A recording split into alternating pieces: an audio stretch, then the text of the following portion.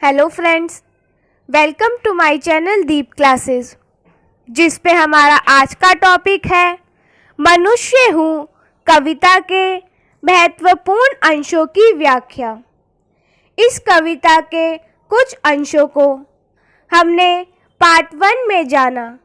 अगर आपने अभी तक हमारा वो वीडियो नहीं देखा है तो आप उसे जाकर ज़रूर देख लें।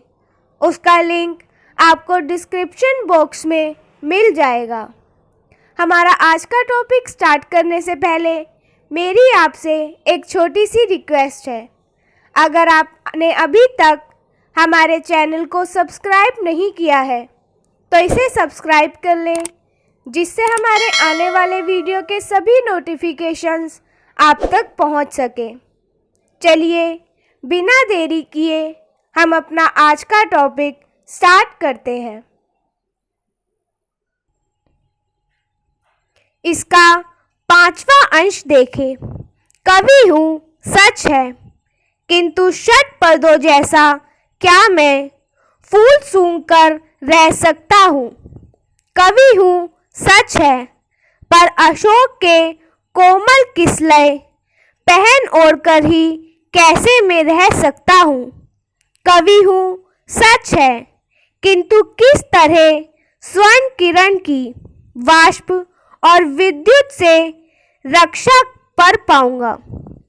इस अंश के प्रसंग को देखें तो यह कवि नागार्जुन द्वारा रचित कविता मनुष्य हूँ से लिया गया है। इन पंक्तियों में कवि कवियों, साहित्यकारों, कलाकारों की दीनहीन स्थिति की ओर संकेत करता है और कहता है कि जीवन भर कला साधना, कमर तोड़ परिश्रम करने के बाद भी उन्हें दैनिक जीवन की आवश्यकताएं पूरी करने मात्र के लिए धन तथा अन्य साधन उपलब्ध नहीं हो पाते। इस अंश की व्याख्या को देखें। मैं कवि अवश्य हूँ, पर मानव होने के नाते मुझे दैनिक जीवन की आवश्यकताएं पूरी करने के लिए अन्न, वस्त्र आदि चाहिए। मैं भौरों की तरह फूल सूंघकर नहीं रह सकता। मुझे उदर पूर्ति के लिए अन्न चाहिए, भोजन चाहिए। स्वस्थ और कर्मशील रहने के लिए यह भोजन पौष्टिक होना चाहिए। तन ढकने के लिए गर्मी, शीत और वर्षा के प्रकोप से बचने के लिए मुझे वस्त्र भी चाहिए। मैं वृक्षों की खाल पहनकर अपने शरीर को इनके प्रकोप से नहीं बचा सकता। अशोक आदि वृक्षों के कोमल पत्ते ना शरीर को नग्न होने से बचा सकते हैं और ना जलवायु से रक्षा कर सकते हैं, ना ही लज्जा बच पाएगी और ना ही इनसे सुरक्षा मिल सकेगी। इसलिए शरीर के लिए सूती ऊनी वस्त्र भी चाहिए। औद्योगिकरण के कारण ओजोन की परत पतली पड़ रही है। वायुमंडल प्रदूषित हो रहा है। भाप और बिजली से चलने वाले कारखानों की चिमनियों से निकलने वाला धुआं वातावरण को और कचरा नदियों के जल को प्रदूषित कर खतरे की घंटी बजा रहा है। मनुष्य इन दानवी शक्तियों के सम्मुख स्वयं को असहाय पा रहा है। भौतिकतावादी दृष्टिकोण के विस्तार के साथ साथ सनातन जीवन मूल्यों का ह्रास हो रहा है। आध्यात्मिक दृष्टि के स्थान पर लोग सांसारिक सुख सुविधा, भोग विलास की ओर आकृष्ट हो रहे हैं। इसका परिणाम है नैतिक पतन, आपाधापी, संघर्ष, कलह और युद्ध, ये सब मानव जाति को एक दिशा विनाश के अतल गहन में ढकेल देंगे।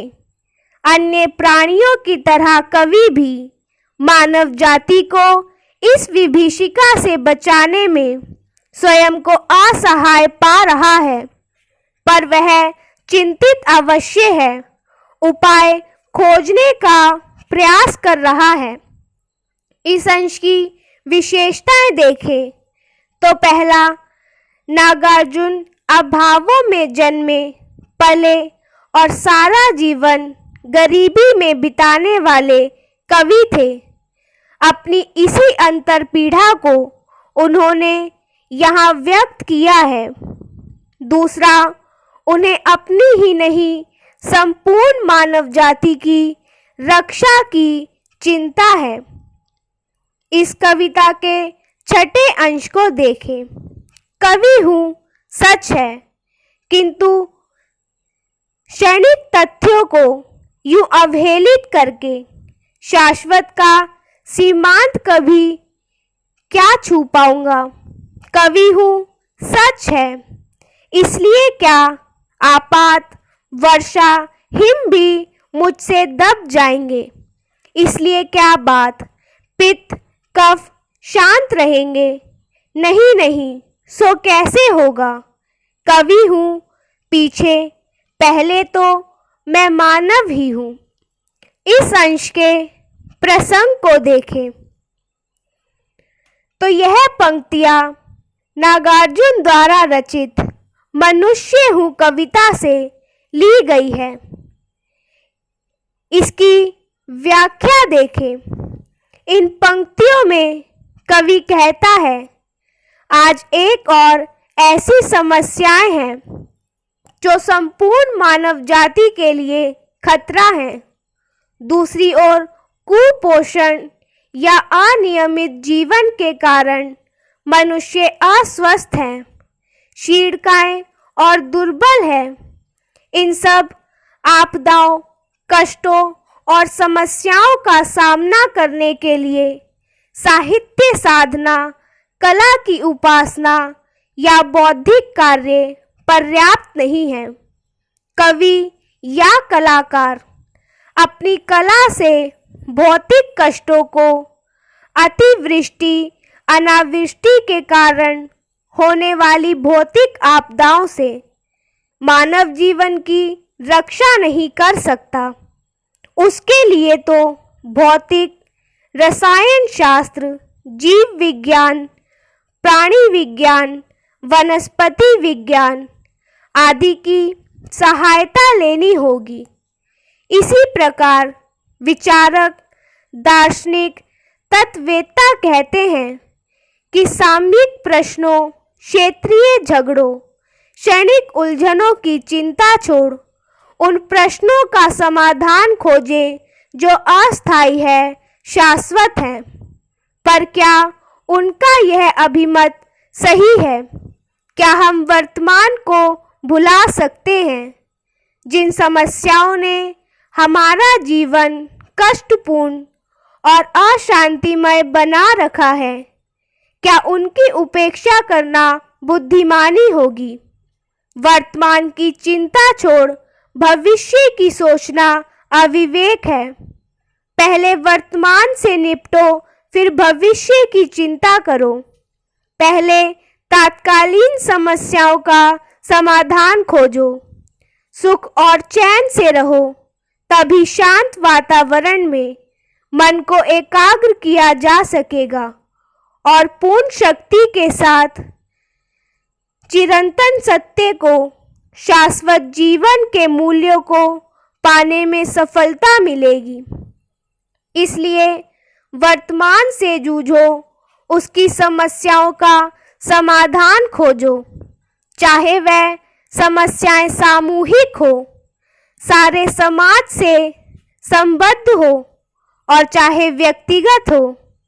पहले व्यक्ति मानव है, उसे सामान्य जन की समस्याएं सताती है, बाद में वह कवि है।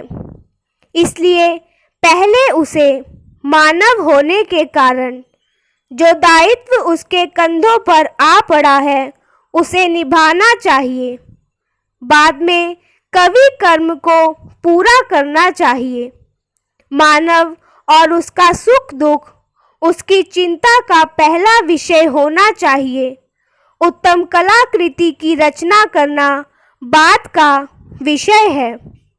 इस अंश की विशेषताएं देखें।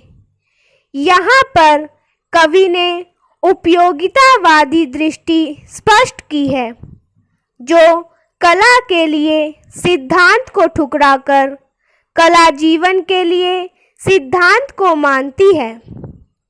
दूसरा, अस्तित्ववादी भी क्षण को महत्व देते हैं।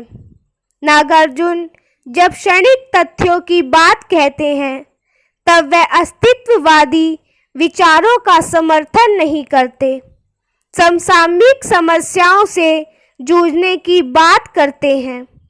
महान आदर्शों और स्थायी जीवन मूल्यों को खोजने वालों का तिरस्कार करते हैं। इसलिए वह एक और अस्तित्ववाद का और दूसरी ओर ऊंचे आसन पर बैठे दार्शनिकों का विरोध करते हैं। इस कविता का 7वां अंश देखें। अति मानव या लोकोत्तर किसको कहते हैं, नहीं जानता, कैसे जानूं। इसके प्रसंग को देखें तो यह मनुष्य हूँ कविता से लिया गया है, जो नागार्जुन द्वारा रचित है। इन पंक्तियों में कवि अपने आप को साधारण मनुष्य बताते हुए कहता है कि उसका जीवन भारत के अन्य साधारण जनों की तरह सुख दुख में बीता है। वह नहीं जानता कि अति मानव या लोकोत्तर मानव किसे कहते हैं। इस अंश की व्याख्या देखें तो मैं नहीं जानता कि अति मानव क्या होते हैं, कैसे होते हैं, उनके गुण क्या होते हैं, उनमें कितनी और कैसी शक्ति होती है। इसी प्रकार के लोकोत्तर प्राणी के गुणों, उसकी प्रतिभा, कार्य क्षमता और शक्ति के विषय में मैं अनभिज्ञ हूँ। इस अनभिज्ञता का कारण यह रहा है कि मेरा जन्म, लालन पालन और सारा जीवन भारत के सामान्य जनों में बीता है। मैं उन्हीं के संपर्क में आया हूँ। बड़े लोगों से, महान पुरुषों से, अति प्राकृतिक शक्ति या लोकोत्तर प्रतिभा वाले लोगों से मेरा वास्ता ही नहीं पड़ा। मैं उनके विषय में कुछ नहीं जानता।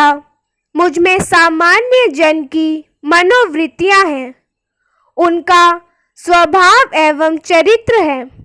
सामान्य जनों की तरह सुख सुविधा पाकर प्रसन्न होता रहा हूँ और कष्टों, असुविधाओं, द्विधा, संशय तथा अनिर्णय के क्षणों में दुखी और चिंताग्रस्त रहा हूँ। देखें तो पहला, भाषा प्रसाद गुण संपन्न है। दूसरा, अलंकार के चमत्कार से अधिक अभिव्यक्ति की प्रभावशीलता की प्रतीति होती है। इसी के साथ हमारा आज का टॉपिक यही खत्म होता है, जिसमें हमने जाना मनुष्य हूँ कविता के महत्वपूर्ण अंशों की व्याख्या के बारे में। अगर हमारा आज का वीडियो आपको पसंद आया हो तो वीडियो को लाइक एंड शेयर करें और हमारे आने वाले सभी वीडियो के नोटिफिकेशंस के लिए हमारे चैनल को सब्सक्राइब करें। Thank you for watching.